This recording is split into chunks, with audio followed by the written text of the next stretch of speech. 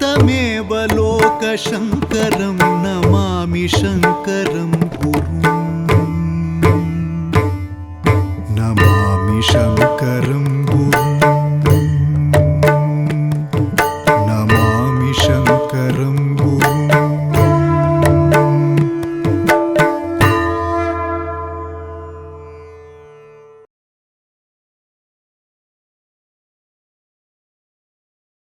ಶ್ರೀ ಗುರುಭ್ಯೋ ನಮಃ. ಶ್ರುತಿಸ್ಮೃತಿಪುರಾಣಾನಾಂ ಆಲಯಂ ಕರುಣಾಲಯಂ ನಮಾಮಿ ಭಗವತ್ಪಾದಶಂಕರಂ ಲೋಕಶಂಕರಂ. ಸದಾಶಿವಸಮಾರಂಭಾಂ ಶಂಕರಾಚಾರ್ಯಮಧ್ಯಮಾಂ ಅಸ್ಮದಾಚಾರ್ಯಪರ್ಯಂತಾಂ ವಂದೇ ಗುರುಪರಂಪರಾಂ. ಭಾರತೀ ಕರುಣಾಪಾತ್ರಂ ಭಾರತೀಪದಭೂಷಣಂ ಭಾರತೀಪದಮಾರೂಢಂ ಭಾರತೀತೀರ್ಥಮಾಶ್ರಯೇ. ವಿದ್ಯಾವಿನಯಸಂಪನ್ನಂ ವೀತರಾಗಂ ವಿವೇಕಿನಂ ವಂದೇ ವೇದಾಂತತತ್ತ್ವಜ್ಞಂ ವಿಧುಶೇಖರ ಭಾರತೀಂ. ಆತ್ಮೀಯ ಗುರುಬಂಧುಗಳೇ, ಎಲ್ಲರಿಗೂ ಪುಣ್ಯಭೂಮಿ ಶೃಂಗೇರಿಯ ಇವತ್ತಿನ ಈ ಸಂಚಿಕೆಗೆ ಆತ್ಮೀಯವಾದ ಸ್ವಾಗತವನ್ನು ಕೋರ್ತಾ ಇದ್ದೀನಿ. ಈ ಹಿಂದೆ ಆದಿಶಂಕರರ ಜೀವನ ಚರಿತ್ರೆಯ ಘಟ್ಟವನ್ನು ನೆನಪು ಮಾಡಿಕೊಳ್ಳೋದಾದರೆ, ಶಿವಗುರು ಮತ್ತು ಆರ್ಯಾಂಬೆಯರಿಗೆ ಶಾಸ್ತ್ರೋಕ್ತವಾದ ವಿಧಿಯಲ್ಲಿ ವಿವಾಹ ಸುಸಂಪನ್ನಗೊಂಡಿದೆ. ಅಗ್ನಿಪ್ರತಿಷ್ಠೆ ಇತ್ಯಾದಿಗಳನ್ನು ನೆರವೇರಿಸಿದ್ದಾರೆ. ಅದಾದರ ಮೇಲೆ ಅನೇಕ ಯಜ್ಞಗಳನ್ನು ಸ್ವರ್ಗಾದಿಗಳ ಪ್ರಾಪ್ತಿಗಾಗಿ ವೇದವಿಹಿತವಾದಂತಹ ಕರ್ಮಗಳನ್ನು ಆಚರಣೆ ಮಾಡಿದ್ದಾರೆ. ಮತ್ತು ಪರೋಪಕಾರವೆಂಬ ವ್ರತವನ್ನು ಆಚರಿಸ್ತಾ ನಿಯಮಪೂರ್ವಕವಾಗಿ ವೇದಾಧ್ಯಯನ ವೇದಾಭ್ಯಾಸಗಳನ್ನು ಮಾಡ್ತಾ ಶಾಸ್ತ್ರೀಯವಾದ ಕ್ರಮದಲ್ಲಿ ತಮ್ಮ ವೈವಾಹಿಕ ಜೀವನವನ್ನು ನಡೆಸ್ತಾ ಇದ್ದಾರೆ. ಹೀಗೆ ನಡೆಸಿ 27 ವರ್ಷಗಳು ಕಳೆದಿವೆ. ಮುಂದೆ ಏನಾಯಿತು ಅನ್ನುವಂಥದ್ದನ್ನು ನೋಡೋಣ ಬಂಧುಗಳೇ. ರೂಪೇಶು ಮಾರಃ ಕ್ಷಮಯಾವ ಸುಂದರ ವಿದ್ಯಾಸು ವೃದ್ಧೋ ಧನಿನಾಂ ಪುರಸ್ಸರಃ ಗರ್ವಾನಭಿಜ್ಞಃ ವಿನಯೀ ಸದಾನತಃ ಸ ನೋಪಲೇಭೆ ತನಯಾನನಂ ಜರನ್. ಹೇಗಿದ್ದ ಶಿವಗುರು ಅಂತ ಇದರಲ್ಲಿ ವರ್ಣನೆ ಮಾಡ್ತಾ ಇದ್ದಾರೆ. ಆ ಶಿವಗುರುಗಳು ರೂಪದಲ್ಲಿ ಮಾರಹ, ಮನ್ಮಥನ ತರಹ ರೂಪ ಅಂತೆ. ಕ್ಷಮಯ ವಸುಂಧರ,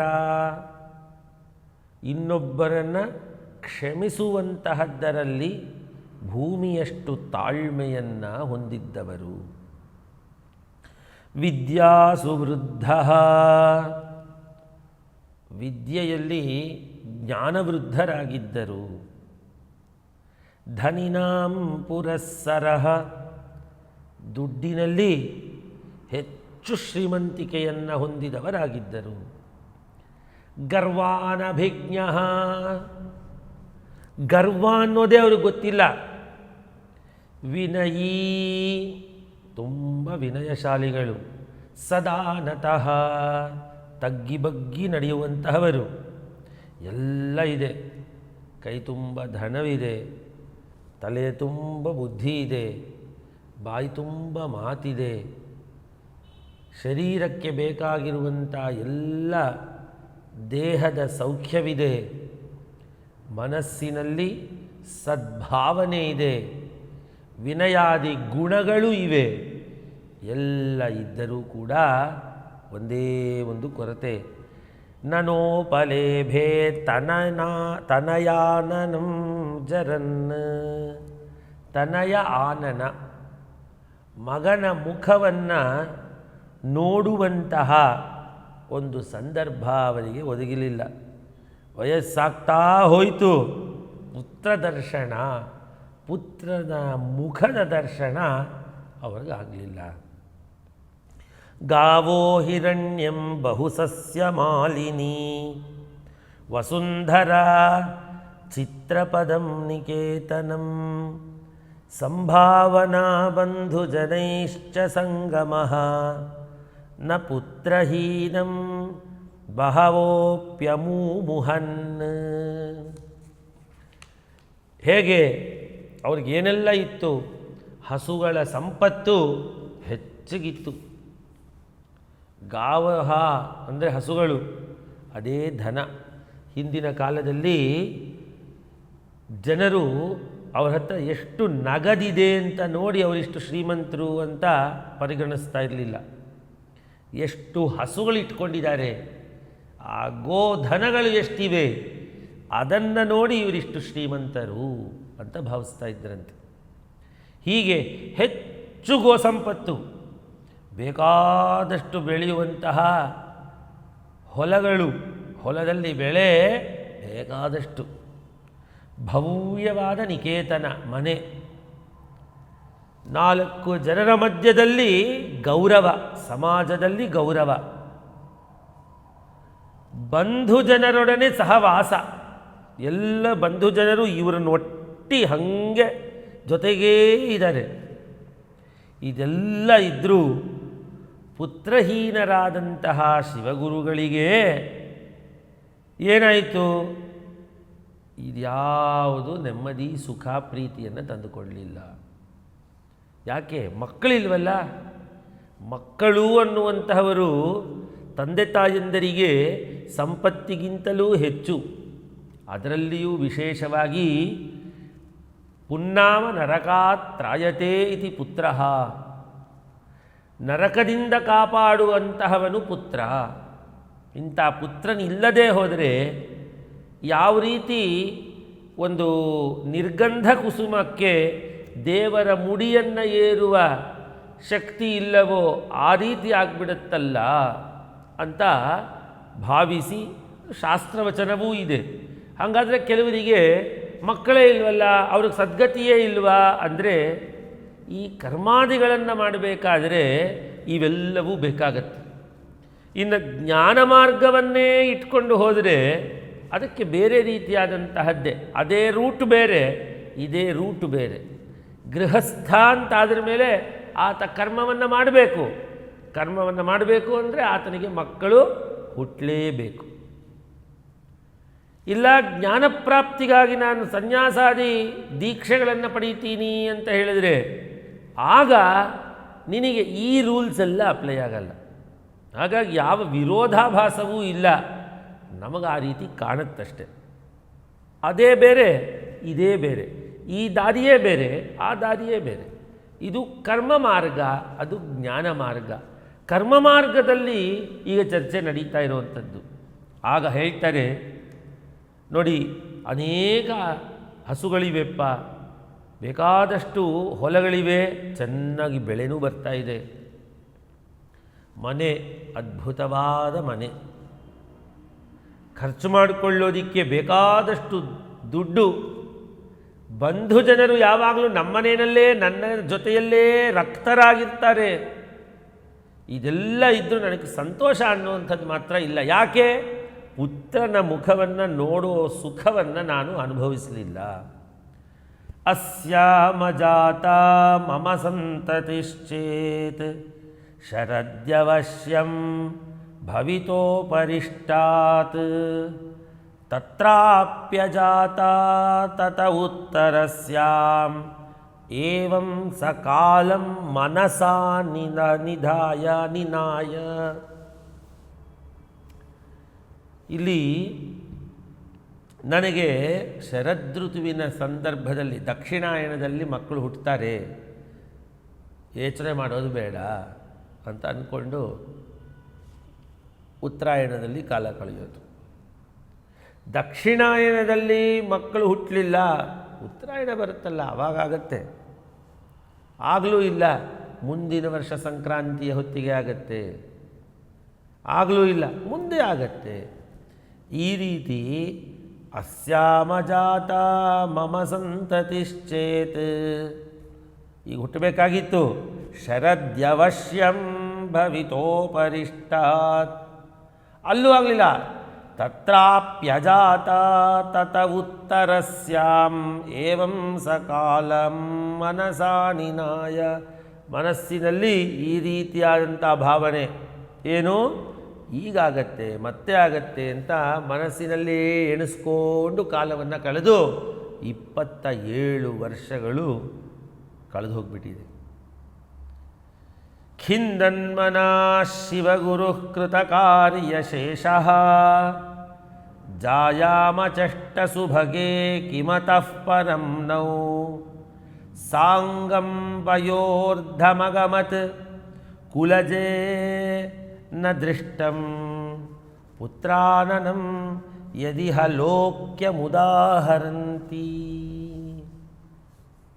ಈ ರೀತಿಯಾದ ಊರ್ಧ್ವಲೋಕಗಳ ಪ್ರಾಪ್ತಿಯಾಗಬೇಕಾದ್ರೆ ಮಗ ಹುಟ್ಟಬೇಕಲ್ಲಮ್ಮ. ಏನು ಈ ರೀತಿ ಆಗಿಬಿಡ್ತಲ್ಲ, ಮಗ ನಮಗೆ ದೇವರು ಕೊಟ್ಟಿಲ್ವಲ್ಲ. ನಾವು ಎಲ್ಲ ಕೆಲಸವನ್ನು ಮಾಡಿ ಮುಗಿಸಿದ್ದೀವಿ. ತನ್ನ ಕರ್ತವ್ಯಗಳೆಲ್ಲವನ್ನು ಶಿವಗುರು ಮುಗಿಸಿದ್ದಾನೆ. ಖಿಂದನ್ಮನಾ ಶಿವಗುರು ಕೃತಕಾರ್ಯಶೇಷಃ ಜಾಯಾಮಚಷ್ಟ ಸುಭಗೆ ಕಿಮತಃ ಪರಂ ನೌ. ಎಲ್ಲ ಕಾರ್ಯಭಾರಗಳು ಕರ್ತವ್ಯಗಳನ್ನು ಮುಗಿಸಿದಂತಹ ಶಿವಗುರು ದುಃಖಿತವಾದ ಮನಸ್ಸಿನಿಂದ ವಿಷಣ್ಣ ಚಿತ್ತದಿಂದ ಒಂದು ದಿನ ಪತ್ನಿಯನ್ನು ಕುರಿತು ಕೇಳ್ತಾನೆ. ಸುಭಗೆ, ಹೇ ಮಂಗಳ ಸ್ವರೂಪಿಣಿಯೇ, ನಮಗೇನಮ್ಮ ಮುಂದೆ? ಕಿಮತಃ ಪರಂ ನಾವು, ನಮಗೇನು ಮುಂದೆ ಏನಿದೆ? ನಮಗೆ ನೋಡಿದರೆ ಅರ್ಧ ವಯಸ್ಸು ದಾಟಿ ಉತ್ತರಾರ್ಧದಲ್ಲಿ ಬಂದುಬಿಟ್ಟಿದ್ದೀವಿ. ಸಾಂಗಂ ವಯೋರ್ಧಮಗಮತ್ ಕುಲಜೇನ ದೃಷ್ಟಂ. ಅರ್ಧ ವಯಸ್ಸು ಕಳೆದು ಹೋಗಿದೆ. ನೀನು ಉತ್ತಮವಾದ ಕುಲದಲ್ಲಿ ಹುಟ್ಟಿದವಳು, ನಾನೂ ಕೂಡ ಅದೇ ರೀತಿಯಲ್ಲಿ ಉತ್ತಮವಾದ ಕುಲದಲ್ಲಿ ಹುಟ್ಟಿದವನು. ವಿವಾಹವು ಶಾಸ್ತ್ರೋಕ್ತವಾದ ವಿಧಿಯಲ್ಲಿ ಆಗಿದೆ. ಶಾಸ್ತ್ರದ ಪ್ರಕಾರ ಜೀವನವನ್ನು ನಡೆಸ್ತಾ ಇದ್ದೀವಿ. ಅದೇನು ಗ್ರಹಚಾರವೋ ಗೊತ್ತಿಲ್ಲ. ಪುತ್ರಾನನಂ ಯದಿಹ ಲೋಕ್ಯಮುದಾಹರಂತಿ. ಪುತ್ರನ ಮುಖವನ್ನು ಮಾತ್ರ ನಾವು ನೋಡಲಿಲ್ಲ, ಪುತ್ರನಿಂದಲೇ ಇಹಲೋಕ ಅಂತ ಹೇಳಿ ತಿಳ್ಕೊಂಡವರು ಹೇಳ್ತಾರಲ್ಲ, ಈ ರೀತಿಯಾದ ಲೋಕ ಅಂತರ್ಥ. ಯಾವುದು? ಊರ್ಧ್ವ ಸ್ವರ್ಗಾದಿ ಲೋಕಗಳು ಸಿಗುವಂತಹದ್ದು ಪುತ್ರರನ್ನು ಹೊಂದಿದವರಿಗೆ ಅಂತ ತಿಳಿದವರು ಹೇಳ್ತಾರಲ್ವಾ. ಏನು ಮಾಡೋದು? ನಮ್ಮಿಬ್ಬರ ಗತಿ ಇನ್ನು ಮುಂದೆ ಏನು? ಕಿಮತಃ ಪರಂ ನೌ, ನಮ್ಮ ಮುಂದೆ ಏನು ಅಂತ ಕೇಳ್ತಾನೆ. ಏವಂ ಪ್ರಿಯೇ ಗತವತೋ ಸುತದರ್ಶನಂಚೇತ್ ಪಂಚತ್ವಮೈಷ್ಯದಥನೌ ಶುಭಮಾಪತಿಷ್ಯತ್. ಅಸ್ಯಾಭ್ಯುಪಾಯಮನಿಶಂ ಭುವಿ ವೀಕ್ಷಮಾಣಃ ನೇಕ್ಷೇ ತತಃ ಪಿತೃಜನಿರ್ವಿಫಲಾ ಮಮಾಭೂತ್. ಪ್ರಿಯೇ, ಹೇ ಪ್ರಿಯಕರಳಾದವಳೇ, ನಮಗೆ ಒಬ್ಬ ಪುತ್ರನ ದರ್ಶನವಾದ ಮೇಲೆ ಸಾವು ಬಂದರೆ ಸಂತೋಷವೇ. ಮಕ್ಕಳು ಹುಟ್ಟಿದ ಮೇಲೆ ತಂದೆ ತಾಯಿಯಂದರು ಗತಿಸಿ ಹೋದರೆ ಅವರು ಖುಷಿ. ಯಾಕೆ? ನನಗೆ ಮಾತ್ರ ಅಲ್ಲ, ನನ್ನ ಹಿಂದಿನವ್ರಿಗೂ ಕೂಡ ಈ ಮಗ ಧರ್ಮಪರವಾದಂತಹ ಕಾರ್ಯಗಳನ್ನು ಮಾಡಿ ನಮಗೆ ಸದ್ಗತಿಯನ್ನು ಕೊಡಿಸ್ತಾನೆ. ಕೇವಲ ನನಗಲ್ಲ, ನನ್ನ ಹಿಂದಿನವ್ರಿಗೂ ಕೂಡ. ಹಾಗಾಗಿ ಪುತ್ರನನ್ನು ಹೊಂದಿದ ಮೇಲೆ ಸಾವು ಬಂದರೂ ಅದು ಸಂತೋಷವೇಯ. ಪ್ರಿಯೇ ಗತವತೋ ಸುತದರ್ಶನಂಚೇತ್ ಪಂಚತ್ವಮೈಷ್ಯದಥನೌ ಶುಭಮಾಪತಿಷ್ಯತ್. ಒಳ್ಳೆಯದೇ ಆಗ್ತಾ ಇತ್ತು. ಇದಕ್ಕೆ ಉಪಾಯವೇನೆಂದು ಯಾವಾಗಲೂ ನಾನು ಯೋಚಿಸ್ತಾ ಇರ್ತೀನಿ. ಅಸ್ಯಾಭ್ಯುಪಾಯ ಮನಿಷಂ ಭುವಿ ವೀಕ್ಷಮಾಣಃ.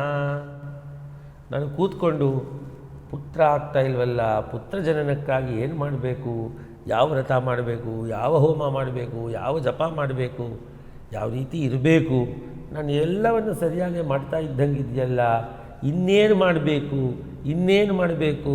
ಇದನ್ನು ಮಾಡಿದ್ರೆ ಆಗತ್ತಾ, ಅದನ್ನು ಮಾಡಿದ್ರೆ ಆಗತ್ತಾ ಅಂತ ಉಪಾಯವನ್ನು ತಿಳ್ಕೊಂಡು ಯೋಚಿಸಿ 27 ವರ್ಷಗಳು ದಾಟಿ ಹೋಯಿತಮ್ಮ. ನೇಕ್ಷೇ ತತಃ ಪಿತೃ ಜನಿರ್ವಿಫಲಾ ಮಮಾಭೂತ್. ಏನೂ ನನಗೆ ತೋರ್ತಾ ಇಲ್ಲ, ನಾನು ನನ್ನ ತಂದೆಗೆ ಹುಟ್ಟಿದ್ದೇ ವ್ಯರ್ಥ ಅಂತ ಭಾವಿಸ್ತಾ ಇದ್ದೇನೆ.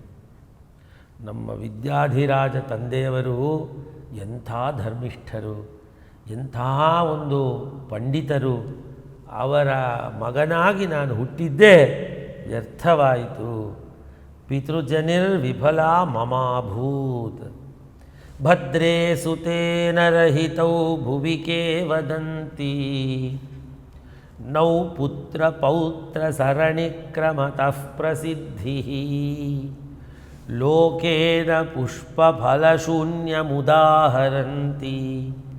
ವೃಕ್ಷಂ ಪ್ರವಾಲ ಸಮಯೇ ಫಲಿತಂ ವಿಹಾಯ. ಅಮ್ಮ ಆರ್ಯಾಂಬೆ, ಕೇಳಿಸ್ಕೋ,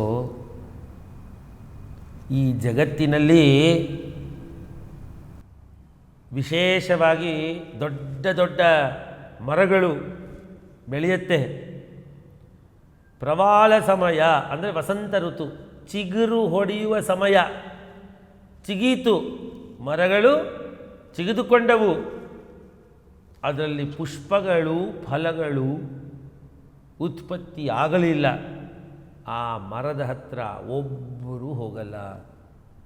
ಹಾಗೆ ನಮ್ಮ ಪರಿಸ್ಥಿತಿಯೂ ಆಗ್ಬಿಟ್ಟಾತು. ಭದ್ರೇ ಸುತೇನ ರಹಿತೌ ಭುವಿ ಕೇವದಂತಿ. ಭದ್ರೇ, ಹೇ ಮಂಗಳ ಸ್ವರೂಪಳೇ, ಸಂತಾನವಿಲ್ಲದೆ ಇರತಕ್ಕಂತಹವರ ವಿಷಯಗಳನ್ನು ಯಾರು ಕೇಳ್ತಾರೆ? ಸುತೇನ ರಹಿತೌ ಭುವಿ ಕೇವದಂತಿ. ಯಾರು ಕೇಳ್ತಾರೆ ನಮ್ಮ ಬಗ್ಗೆ? ನೌ ಪುತ್ರ ಪೌತ್ರ ಸರಣಿ ಕ್ರಮತಃ ಪ್ರಸಿದ್ಧಿ. ಪುತ್ರ ಪೌತ್ರರೆಲ್ಲ ಹೊಂದಿರುವಂಥ ವ್ಯಕ್ತಿಗಳಿಗೆ ಈ ಜಗತ್ತಿನಲ್ಲಿ ಯಶಸ್ಸು, ಪ್ರಸಿದ್ಧಿ. ಉದಾಹರಣೆಗೆ ಹೇಳ, ಲೋಕೇನ ಪುಷ್ಪ ಫಲ ಶೂನ್ಯಮುದಾಹರಂತಿ. ವೃಕ್ಷಂ ಪ್ರವಾಲ ಸಮಯೇ ಫಲಿತಂ ವಿಹಾಯ. ವಸಂತ ಋತುವಿನಲ್ಲಿ ಚಿಗಿತು ಫಲಪುಷ್ಪಗಳಿಂದ ಕೂಡಿರುವ ಮರಗಳನ್ನು ಎಲ್ಲರೂ ಆಶ್ರಯಿಸ್ತಾರೆ. ದೊಡ್ಡದಾಗಿ ಬೆಳೆದಿದೆ ಮರ, ಹೌದು. ವಸಂತ ಋತುವಿನಲ್ಲಿ ಚಿಗೀತು, ಹೌದು. ಪುಷ್ಪ ಫಲಗಳು ಮಾತ್ರ ಬಿಡಲಿಲ್ಲ, ಪ್ರಯೋಜನವಿಲ್ಲ. ಅಂದರೆ ನಾವು ಕೂಡ ಭಗವಂತನ ದಯೆಯಿಂದ ಎಲ್ಲ ರೀತಿಯಲ್ಲಿ ಬೆಳವಣಿಗೆಯನ್ನು ಹೊಂದಿದ್ವಿ. ಸಂತಾನೋತ್ಪತ್ತಿಗೆ ಬೇಕಾಗಿರುವ ಎಲ್ಲವೂ ಕೂಡ ಪ್ರಾಪ್ತವಾಯಿತು, ಯೌವನಾದಿಗಳು. ಇದೆಲ್ಲ ಆದರ ಮೇಲೂ ನಮಗೆ ವಿವಾಹ ಆಗಿ ಶಾಸ್ತ್ರೋಕ್ತವಾದ ಜೀವನವನ್ನು ನಡೆಸಿ ಮಕ್ಕಳಿಲ್ಲ ಅಂದರೆ ನಮ್ಮನ್ನು ಯಾರಮ್ಮ ಕೇಳ್ತಾರೆ? ಆಗ ಆರ್ಯಾಂಬೆಯ ಮಾತು ತುಂಬ ದೊಡ್ಡದು. ಏನು ಹೇಳ್ತಾಳೆ ನೋಡಿ. ಇತೀರಿತೆ ಪ್ರಾಹತದೀಯ ಭಾರ್ಯ ಶಿವಾಖ್ಯ ಕಲ್ಪದ್ರುಮಮಾಶ್ರಯಾವಹ. ತತ್ಸೇವನಾನ್ನೋ ಭವಿತಾ ಸುನಾಥ. ಫಲಂ ಸ್ಥಿರಂ ಜಂಗಮರೂಪಮೈಷಂ. ಯಾಕೆ ಯೋಚಿಸ್ತೀರಪ್ಪ ಪತಿದೇವರೇ? ಈ ರೀತಿ ಅವರು ಮಾತಾಡಿ ನಿಲ್ಲಿಸಿದಂತೆ. ಇತೀರಿತೆ ಪ್ರಾಹ ತದೀಯ ಭಾರ್ಯ. ಶಿವಗುರುಗಳ ಭಾರ್ಯೆ ಆರ್ಯಾಂಬೆ ತಾಯಿ. ನೋಡಪ್ಪ, ನಮಗದೆಲ್ಲ ಬೇಡ. ಪರಮೇಶ್ವರ ಕಲ್ಪವೃಕ್ಷವಿದ್ದಂತೆ ಅವನನ್ನು ಆಶ್ರಯಿಸೋಣ. ಶಿವಾಖ್ಯ ಕಲ್ಪದ್ರುಮಮಾಶ್ರಯಾವಹ. ತತ್ಸೇವನಾನ್ನೋ ಭವಿತಾ ಸುನಾಥ. ಅವನನ್ನು ಸೇವಿಸಿದರೆ ಪರಮೇಶ್ವರ ಈಶ್ವರ ಅನುಗ್ರಹವನ್ನು ಮಾಡ್ತಾನೆ. ಈಶ್ವರ ಅನುಗ್ರಹ ನಮಗೆ ಬರುತ್ತೆ. ಯಾಕೆ ಅಂದರೆ ಜಂಗಮ ಅಂದರೆ ಅಸ್ಥಿರವಾದ ಮತ್ತು ಸ್ಥಿರವಾದ ಎರಡೂ ಫಲಗಳನ್ನು ಕೊಡಬೇಕಾದರೆ ಪರಮೇಶ್ವರ ಸಮರ್ಥ. ಫಲಂ ಸ್ಥಿರಂ ಜಂಗಮ ರೂಪಮೈಷಂ. ಜಂಗಮವಾದ ಮತ್ತು ಸ್ಥಿರವಾದ ಎರಡೂ ಫಲಗಳು ಒಬ್ಬ ವ್ಯಕ್ತಿಗೆ ಕೊಡುವಂತಹ ಸಾಮರ್ಥ್ಯ ಪರಮೇಶ್ವರ ಹೊಂದಿದ್ದಾನೆ. ಆ ಪರಮೇಶ್ವರನ ಅನುಗ್ರಹಕ್ಕಾಗಿ ಅವನನ್ನು ಸೇವೆ ಮಾಡೋಣ ಅಂತ ತೀರ್ಮಾನವನ್ನು ಮಾಡಿದ್ದಾಳೆ ತಾಯಿಯಾದ ಆರ್ಯಾಂಬೆ. ಮುಂದೆ ಏನಾಯಿತು ಮುಂದಿನ ಸಂಚಿಕೆಯಲ್ಲಿ ನೋಡೋಣ ಬಂಧುಗಳೇ. ಈ ಒಂದು ಅವಕಾಶವನ್ನು ಗುರುಗಳು ಕಲ್ಪಿಸಿಕೊಟ್ಟು ಆ ಸದ್ವಿಚಾರಗಳ ವಿನಿಮಯವನ್ನು ಮಾಡಿಕೊಳ್ಳುವಂತಹ ಒಂದು ದೊಡ್ಡ ಭಾಗ್ಯವನ್ನು ನಾವು ಪಡೆದುಕೊಂಡಿದ್ದೀವಿ. ಆ ಉಭಯ ಶ್ರೀಗಳವರ ಪಾದಾರವಿಂದಗಳಲ್ಲಿ ನಮಸ್ಕಾರವನ್ನು ಮಾಡ್ತಾ ನಮ್ಮ ಈ ಒಂದು ಕಾರ್ಯಕ್ರಮದ ಇವತ್ತಿನ ಸಂಚಿಕೆಯನ್ನು ಮುಗಿಸ್ಕೊಳ್ಳೋಣ. ಶ್ರೀ ಸದ್ಗುರು ಚರಣಾರವಿಂದಾರ್ಪಣಮಸ್ತು. ನಮಾಮಿ ಶಂಕರಂ ಗುರುಂ